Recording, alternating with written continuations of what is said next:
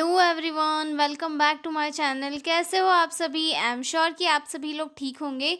तो चलिए हम लोग आज का वीडियो स्टार्ट करते हैं। आज के वीडियो में हम लोग जो है clinical features of low birth weight baby वाला जो क्वेश्चन है उसे डिस्कस करेंगे। काफ़ी इंपॉर्टेंट क्वेश्चन है और मैं आपको बहुत ही सिंपल और ईजी लैंग्वेज में समझाऊंगी। ठीक है, तो चलिए इसे स्टार्ट करते हैं। और हाँ, अगर आपको PDF नोट्स की रिक्वायरमेंट हो तो डिस्क्रिप्शन में मेरा मेल दिया हुआ है, साथ ही साथ व्हाट्सएप नंबर भी दिया हुआ है। आप उस पर कॉन्टैक्ट करके PDF नोट्स ले सकते हो। ठीक है, तो चलिए स्टार्ट करते हैं। Features of clinical features of low birth weight baby. थोड़ा सा इसके बारे में डिस्कस कर लेते हैं कि लो बर्थ वेट बेबी क्या है। तो शॉर्ट और सिंपल मैं आपको बताऊं कि अगर कोई बेबी जिसका जन्म होता है तो डिलीवरी के टाइम अगर उसका जो वेट होता है 2.5 kg से अगर कम होता है तो उसे जो है लो बर्थ वेट बेबी में इंक्लूड किया जाता है। चाहे फिर वो प्री टर्म बेबी हो, यानी कि अपनी जो गेस्टेशनल एज है 9 मंथ की उसे कंप्लीट किए बिना उसका बर्थ हुआ हो, या फिर अपनी जो गेस्टेशनल एज है 9 मंथ की उसे कंप्लीट करने के बाद उसका बर्थ हुआ हो जो भी रीज़न है उसके पीछे, लेकिन अगर बर्थ के टाइम पे उसका वेट अगर 2.5 kg से कम है तो उसे लो बर्थ वेट बेबी की कैटेगरी में जो है माना जाएगा।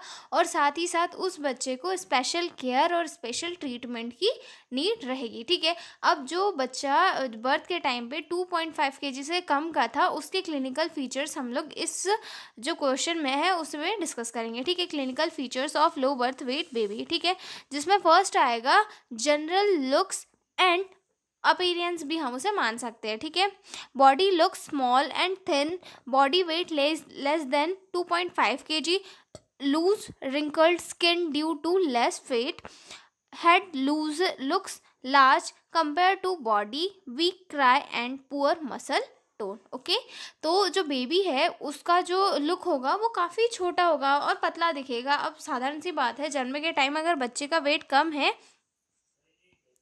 तो हमें जो बच्चा है वो काफ़ी छोटा लगेगा, साथ ही साथ हमें उसका जो वेट है वो भी काफ़ी कम देखने के लिए मिलेगा। ठीक है, और उसका जो वेट है उसका एक जो हम जिसके थ्रू हम उसे मान रहे हैं तो उसका जो वेट है 2.5 kg से कम रहेगा। ठीक है, साथ ही साथ जो है उसकी स्किन जो है काफ़ी लूज रहेगी और रिंकल रहेंगे, मतलब सिलवटें रहेगी उसके स्किन पे, क्योंकि उसकी बॉडी में जो है फैट प्रेजेंट नहीं होगा, जिसकी वजह से उसकी स्किन एकदम चिपकी चिपकी सी रहेगी और रिंकल उसकी इस पर प्रेजेंट होंगे। ठीक है, head looks large compare to body, और उसका जो हेड है वो मतलब लार्ज रहेगा कंपेयर टू बॉडी, मतलब उसकी जो बॉडी है वो ऐसे थोड़ी सिकड़ी हुई लगेगी और साथ ही साथ उसका जो हेड का साइज़ है वो हमें थोड़ा बड़ा देखने के लिए मिलेगा। ठीक है, और बच्चे का जो रोने का स्टाइल है, मतलब जैसे जब बच्चे की डिलीवरी होती है उसके बाद बच्चा कैसे ज़ोर से रोता है एकदम ऐ करके, तो बच्चे का जो क्राई है वो भी हमें थोड़ा वीक मिलेगा, क्योंकि बच्चे के पास उतनी ताकत ही नहीं है कि वो ज़ोर से रो सके,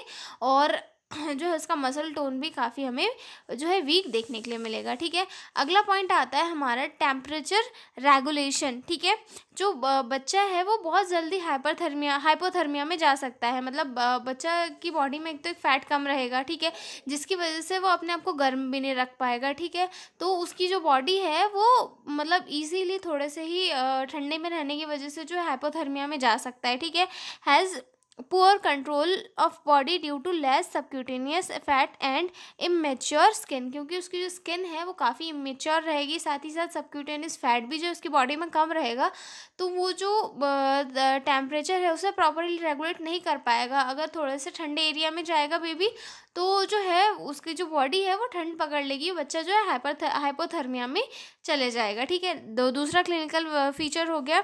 अब तीसरा क्लिनिकल फीचर देखेंगे, रेस्पिरेटरी सिस्टम। ठीक है, इरेगुलर ब्रीथिंग और रेस्पिरेटरी डिस्ट्रेस में बी सीन, बच्चे में क्या है ब्रीथिंग डिफ़िकल्टी हमें देखने के लिए मिलेगी। ठीक है, इरेगुलर ब्रीथिंग या फिर रेस्पिरेटरी डिस्ट्रेस भी देखने के लिए मिलेगा। बेबी जो है कभी तेज़ सांस लेगा, कभी धीमी सांस लेगा, ऐसे क्लिनिकल फीचर्स हमें देखने के लिए मिलेंगे। ठीक है, पुअर चेस्ट एक्सपांशन और apnoea temporary stop in breathing में अकर।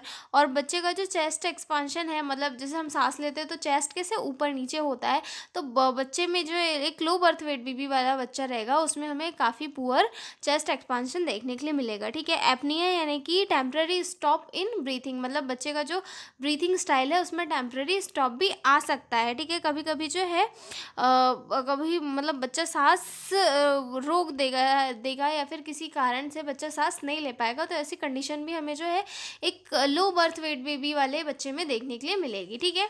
उसके बाद अगला पॉइंट आता है फीडिंग एंड डाइजेशन, कि मतलब बच्चा जो है खाना कैसे खाता है और उसको डाइजेस्ट कैसे करता है, ठीक है, जो एक लो बर्थ वेट बेबी रहता है, ठीक है।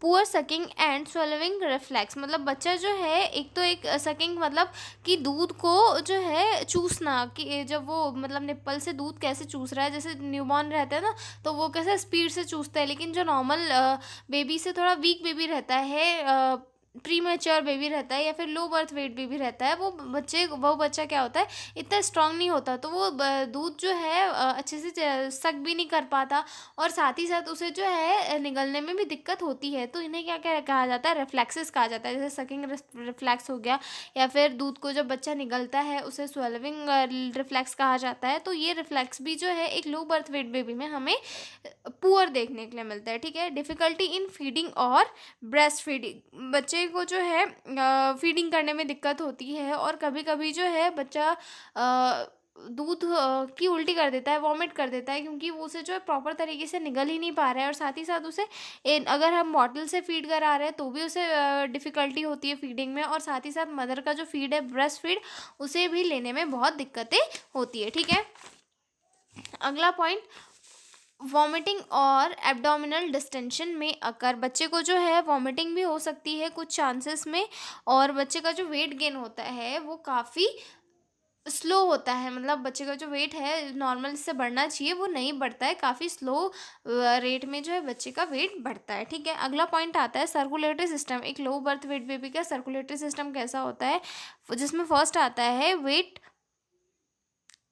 वीक पेरिफेरल पल्सेस, बच्चे की जो पेरिफेरल पल्सेस होती है वो फील करने पर हमें काफ़ी कम फील होती है, ठीक है। पेल स्किन यानी कि बच्चे में क्योंकि फैट नहीं है और बच्चा जो इमेच्योर है, स्किन भी प्रॉपर डेवलप नहीं है, तो बच्चे में क्या है एनीमिया की वजह से ये सारी कंडीशन होती है, मतलब बच्चे में जो ब्लड है उसकी कमी हमें देखने के लिए मिलेगी। लो ब्लड प्रेशर में सीन, और बच्चे का ब्लड प्रेशर भी हमें जो है काफ़ी कम देखने के लिए मिलेगा, और साथ ही साथ कभी भी एकदम लो हो सकता है ऐसे बच्चों का ब्लड प्रेशर, ठीक है। अगला पॉइंट आता है हमारा नर्वस सिस्टम का, कि बच्चे में क्या क्या नर्वस सिस्टम में हमें क्लिनिकल फीचर्स देखने के लिए मिलेंगे।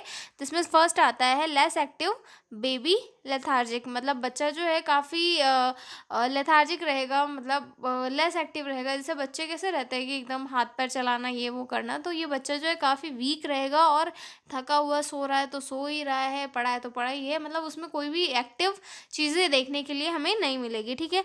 उसके बाद पुअर रिफ्लेक्सेस लाइक मोरो रूटिंग या फिर सकिंग रिफ्लेक्स हमें देखने के लिए मिलेंगे, ठीक है। मोरो रिफ्लेक्स में कैसे, जैसे हम बच्चे को बेड से उठा रहे हैं या फिर बेड पे लिटा रहे हैं तो बच्चों के हाथ कैसे ऊपर हो जाते हैं कि भाई मैं कहीं गिर नहीं जाऊंगा, ये चीज़ें हमें दिखती है। साथ ही साथ रूटिंग रिफ्लेक्स, सकिंग रिफ्लेक्स जैसे चीज़ों को चूसना, रूटिंग रिफ्लेक्स जैसे कि हम मतलब बच्चे के गाल वाल को छूते हैं तो वो कैसे अपने मुंह में उसको लेने की कोशिश करता है, ठीक है। तो ये सारे जो हमें क्लिनिकल फीचर्स हम लोग देखते हैं एक नॉर्मल बेबी में वैसे सिम्टम्स हमें जो है एक new born low birth weight baby में देखने के लिए नहीं मिलता है, ठीक है। उसके बाद हाइपोटोनिया यानी कि बच्चे की जो मसल्स है उनमें हमें मतलब वो जो है काफ़ी तनाव नहीं देखने के लिए मिलेगा, टाइट मसल्स नहीं देखने के लिए मिलेगी, काफ़ी लूज फ्लॉपी मसल हमें बच्चे की देखने के लिए मिलेगी, ठीक है। और साथ ही साथ क्राइंग इज़ वीक और फीबल, यानी कि बच्चे की जो क्राई है मतलब बच्चे का जो रोना है वो काफ़ी वीक या फिर कमज़ोर हमें देखने के लिए मिलेगा, ठीक है। अब अगला पॉइंट आता है skin and body, skin is thin shiny and translucent, यानी कि पारदर्शी इसकी जो बच्चे की स्किन होगी हमें काफ़ी पतली, शाइनी और पारदर्शी देखने के लिए मिलेगी, ठीक है। वेन्स विजिबल थ्रू स्किन, और बच्चे की जो स्किन है उसमें से हमें वेन्स विजिबल होगी ईजीली, क्योंकि बच्चे का जो फैट है, मतलब जो सबक्यूटेनियस फैट है वो भी काफ़ी कम रहेगा, ठीक है।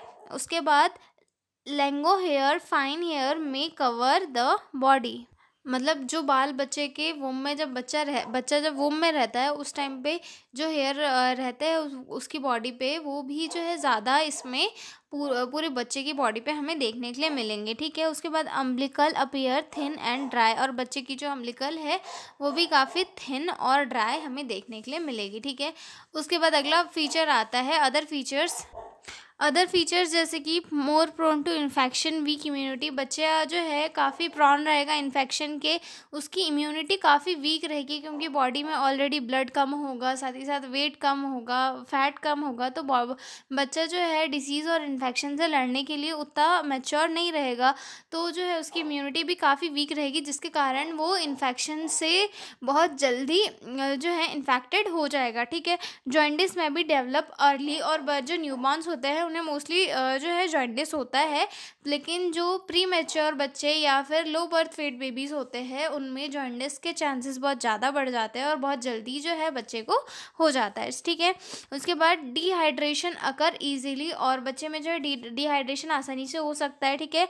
Hypoglycaemia low sugar is common, और बच्चे में जो है हाइपोग्लाइसेमिया यानी कि लो ब्लड शुगर लेवल जो है कॉमनली देखा जाता है, ठीक है। तो ये सारे क्लिनिकल फीचर्स हो गए एक लो बर्थ वेट बेबी के। अगले वीडियो में हम लोग डिस्कस करेंगे इसका नर्सिंग मैनेजमेंट अच्छे से, तो चलिए बने रहिए मेरे साथ। और हाँ, अगर आपको इसके PDF नोट्स चाहिए हो तो डिस्क्रिप्शन में मेरा मेल दिया हुआ है, उस पर कॉन्टैक्ट करके आप लोग PDF नोट्स ले सकते हो।